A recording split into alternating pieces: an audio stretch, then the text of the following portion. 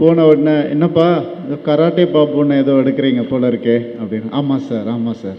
கொஞ்சம் நம்மள மாதிரி இல்லையா அந்த கேரக்டர் கொஞ்சம் அப்படின்னு. சார் அதுக்கும் இதுக்கும் சம்மந்தமே இல்லை சார், அதெல்லாம் ஒன்றும் பிரச்சனையே இல்லை சார் நாங்கள் அப்படின்ன உடனே கொஞ்சம் மழுப்பினார் டைரக்டர். உடனே நம்ம சேகர் பாபு ஐயா வந்து சொன்னார், தம்பி நான் தப்பா கராட்டே பாபு அப்படின்னு. உங்கள் எல்லாருக்கும் என்ன ஜெயம் ரவியாக தான் தெரியும், ஆனால் எனக்கு இன்னொரு பேர் இருக்குது, ரவி மோகன். இப்போ இந்த ஜெயம் ரவின்ற பேர் என்னுடைய அன்பு நண்பர்களால் என்னுடைய ரசிகர்களால் எனக்கு கிடைச்ச பேர். இன்னைக்கு ரவிமோகனா உங்கள் முன்னாடி வந்து நிற்கிறேன் அப்படின்னு ஒரு படத்தில் ஒரு டீசர் நான் வந்து போட்டிருந்தேன், கராத்தே பாபுன்ற படத்தில். அதை பார்த்து உடனே ஒரு ஃபோன் வந்துச்சு. நம்ம மாண்புமிகு சேகர் பாபு ஐயா அவர்கள்கிட்ட இருந்து ஒரு ஃபோன் வந்துச்சு. எனக்கும் வந்துச்சு, எங்கள் படத்துடைய டைரக்டருக்கும் வந்துச்சு. சரி, டைரக்டரும் கொஞ்சம் பயந்துட்டே போனார். ஐயோ டீசர் பார்த்து ஏதாவது சொல்லுவாரா என்ன அப்படின்னு போனார். போன உடனே, என்னப்பா கராட்டே பாபுன்னு ஏதோ எடுக்கிறீங்க போல இருக்கே அப்படின்னு. ஆமாம் சார், ஆமாம் சார்.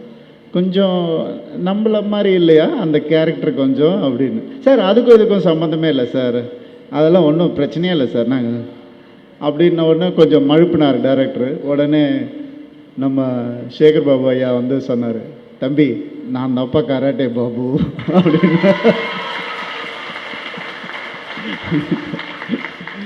இப்படி நகைச்சுவையாகவும் அன்பாகவும் அந்த படத்துக்கு வாழ்த்து சொன்ன சேகர் பாபு ஐயாவுக்கு என்னுடைய வாழ்த்துக்கள். Thank you sir.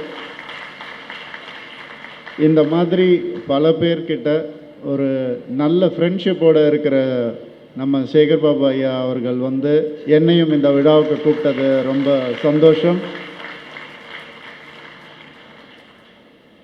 முதல்ல மாண்புமிகு முதலமைச்சர் அவர்களுக்கு ஹாப்பி பர்த்டே.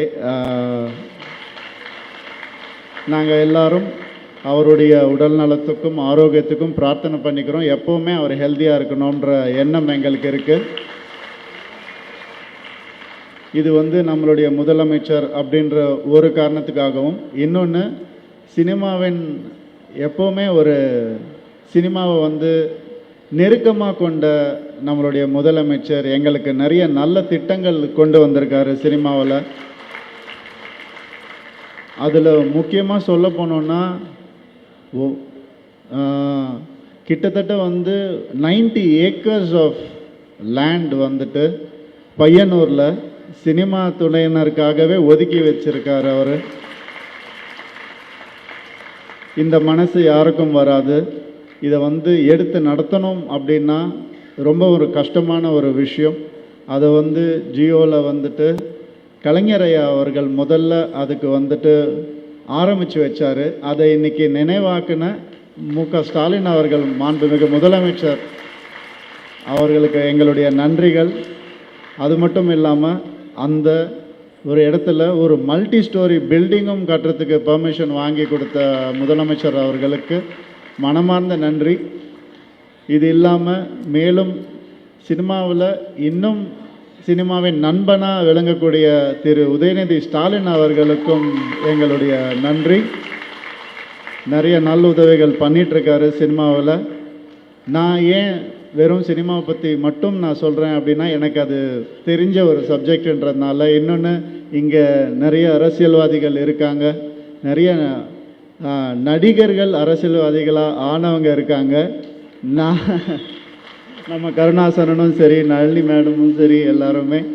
ஆனால் நான் என்றைக்குமே ஒரு கலைஞனாக மட்டும் இருக்கணும் அப்படின்றது தான் என்னுடைய ஆசை. அந்த கலைஞனுக்கு இந்த மாதிரி மேடையில் கூப்பிட்டு மரியாதை பண்ண உங்கள் எல்லாருக்கும் ரொம்ப ரொம்ப நன்றி. இந்த ஒரு தருணத்தில், இந்த ஒரு அழகான ஒரு விழாவில் என்னை கூப்பிட்டு கௌரவிச்ச உங்கள் எல்லாருக்கும் மனமார்ந்த நன்றி. தேங்க்ஸ். செய்திகளை உடனுக்குடன் தெரிந்து கொள்ள கீழ்கண்ட கேபிள் மற்றும் டிடிஹெச் நெட்வொர்க்குகளில் எம் நாடு செய்தி தொலைக்காட்சியை காணுங்கள். பாதகம் செய்பவரை கண்டால் நாம் பயம் கொள்ளலாகாது பாப்பா. மோதி மிதித்து விடு பாப்பா, அவர் முகத்தில் உமிழ்ந்து விடு பாப்பா. அண்மை செய்திகளை உடனுக்குடன் தெரிந்து கொள்ள இணைந்திருங்கள் எம் நாடு தொலைக்காட்சியுடன்.